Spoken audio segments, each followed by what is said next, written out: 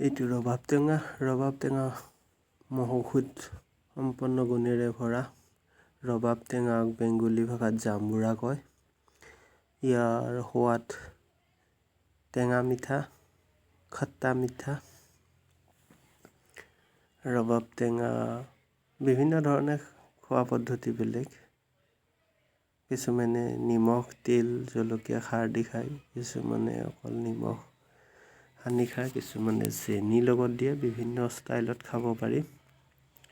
ইয়াৰ ঔষধি গুণৰ সম্পূৰ্ণ ভিতৰত আমাৰ মনত আছে সৰুতে আমি তৃতীয় চতুৰ্থ শ্ৰেণীত থাকোঁতে আমাক পেট ভৰাই খাবলৈ দিছিলে।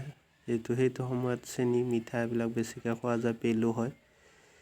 পেটত পেলু হোৱাৰ কাৰণে বিভিন্ন ৰোগ হয় পেলুৰ পৰা। সেইবাবে পেট ভৰাই এই ৰবাব টেঙা খালে ৰবাব টেঙাৰ লগত লেট্ৰিন কৰোঁতে পেলুবিলাক ওলাই আহে। এই সৰু ল'ৰা ছোৱালী ঠিক 8-10 বছৰৰ পৰা ৰবাব টেঙা খাব দিব পাৰি। পেলু হ'লে পেলুটো বাহিৰ হৈ যায় ৰবাব টেঙাৰ লগত, শস্যৰ লগত।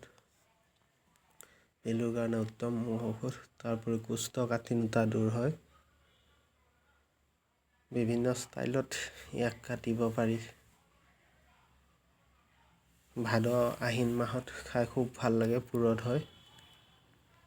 তাৰ আগতেই খোৱা আৰম্ভ কৰে। ভাদ আহিন মাহত, কাতি মাহত খালে মানে ইয়াৰ ৰসটো বেছি পোৱা যায়।